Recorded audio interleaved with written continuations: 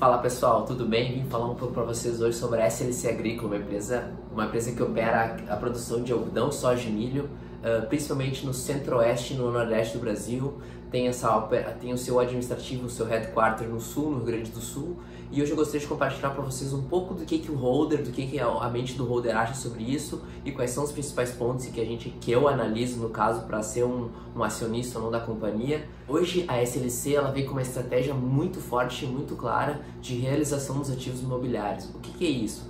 Basicamente ela fez várias compras durante a operação dela, de terras e de maquinário, né? Mas principalmente as terras, o que acontece hoje?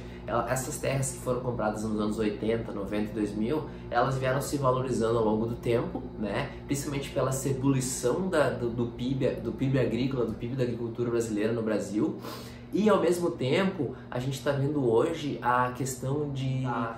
Tá em trâmite pelo governo a questão de abertura de venda de terras para estrangeiros, ou seja, com esse gatilho, basicamente o ativo imobiliário da SLC se valorizou muito. E a companhia ela veio nessa estratégia de diminuir o ativo imobiliário, ao mesmo tempo que ela vende as terras, ela arrenda essa mesma propriedade para continuar suas operações, né? Então, essa questão de diminuir o ativo imobiliário e arrendar é um ponto muito forte, muito claro que a gente vê pelo board da companhia. Também um trabalho muito forte, muito contínuo de melhoria das produtividades, ou seja, cada ano, cada resultado que a gente vê da SLC, eles estão mais focados em como medir essa produtividade e principalmente fazer uma produtividade ímpar no algodão, ou seja, que dentre as culturas que a SLC opera, que é algodão, soja e milho, são as três, são as principais, o algodão ela consegue ter a maior margem unitária, ou seja, no longo prazo, essa mexida do algodão, tirando um pouco de milho, tirando um pouco de soja e colocando mais no algodão, eu vejo como muito salutar para a companhia e da questão de 10, 15 anos... Um ponto muito importante a frisar aqui é até todo o resultado que a SLC passa para o mercado, vem muito forte a questão da variação dos ativos biológicos, tá? O que seria isso, a variação dos ativos biológicos? Hoje, basicamente, o resultado da companhia vem pela produção e venda dos três pilares, que é o algodão, soja e milho, tá? E ao mesmo tempo, essa variação é basicamente toda a produção que ela está ainda em fase de maturação, ela não foi colhida ainda, já foi plantada, mas não foi colhida, tá no meio termo, né? E essa valorização ela afeta muito o resultado, tanto positivamente como negativamente. Ou seja, a gente sabe que é difícil mensurar a parte contábil do setor agro, ela tem suas particularidades, né? Mas basicamente todo o resultado, a SLC nos traz um driver de mercado, tá? No último eu até queria ler um pouco para vocês aqui na minha cola, tá? A relação ao efeito dos ativos biológicos. Basicamente, o cálculo da variação do valor justo dos ativos biológicos, ele reflete a expectativa de margem bruta, ou seja, a expectativa de quanto a empresa vai vender, o preço bruto nas fazendas, né? Deduzido todos os custos unitários incorridos. E essa produção ela ainda está na lavoura em transformação biológica, ou seja, ela está em fase de amadurecimento, ela tem uma expectativa de colheita, só que ela não se realizou ainda. Ou seja, é muito importante verificar isso porque a questão do EBITDA ajustado reflete muito essa variação, tanto positiva quanto negativa, da variação dos efeitos biológicos. Ok, pessoal? Hoje a SLC está com uma área plantada de 450 hectares, tá? Então todo esse range de hectares está dividido em 17 propriedades. Dessas 17 propriedades, aos poucos, como eu já falei, a SLC ela vem vendendo, vem realizando esses ganhos de ativos imobiliários, né? E a empresa, a gente viu um salto na dívida nos últimos anos, ainda num nível ajustado, num nível tranquilo, em que essa dívida está basicamente 55% no longo prazo e 45% no curto. Vou colocar para vocês aqui essa abertura da dívida, que é muito importante a gente dar uma olhada, tá?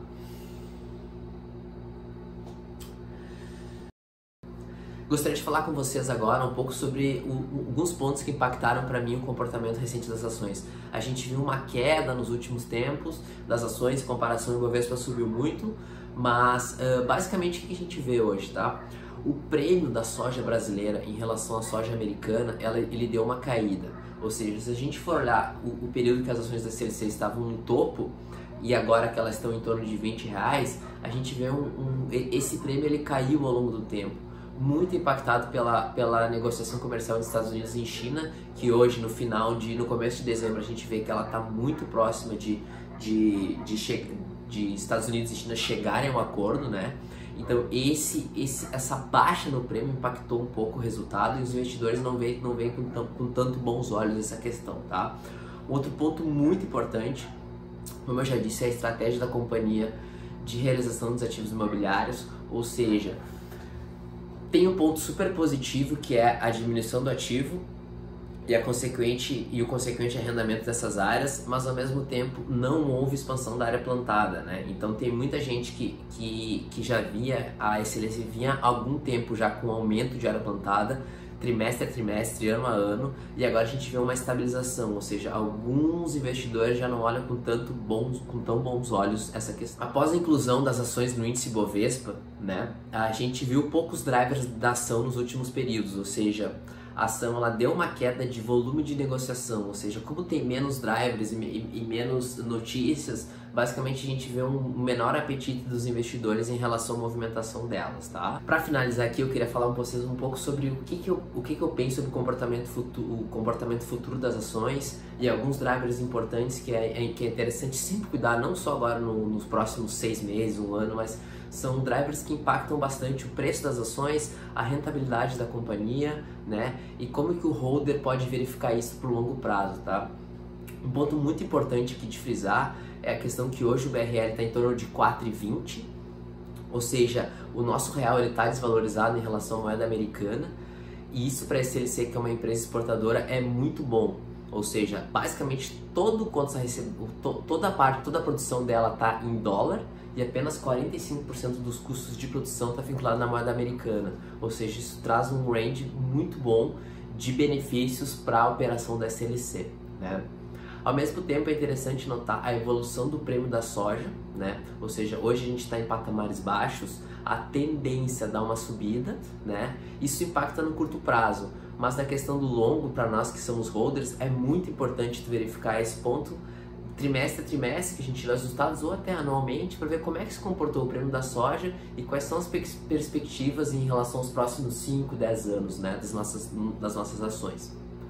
Outro ponto muito importante a frisar é basicamente com a realização dos ganhos imobiliários e dos ativos, a companhia ela vem num range muito bom de ampliação da condição de liquidez, ou seja, ela tem mais caixa, ela tem mais capacidade de gerar caixa com a realização dos ativos imobiliários e ao mesmo tempo ela está crescendo essa parte de crescimento dos dividendos, ou seja, é muito bom isso aí no longo prazo para nós holders, claro, investidores, para a companhia, para o futuro dela, né? Ou seja, eu vejo com muito bons olhos essa ampliação da condição de liquidez e esse ao mesmo tempo aumento do payout de dividendos em torno de 5% hoje, né? Enquanto eu falo aqui nesse vídeo. Para finalizar, eu vejo os ativos, eles estão negociados abaixo dos valor líquido dos ativos, ou seja, a gente vê uma oportunidade muito boa de termos as ações, de mantermos elas no longo prazo. O Brasil ele tem um PIB agrícola imenso, a SLC ela tem vantagens,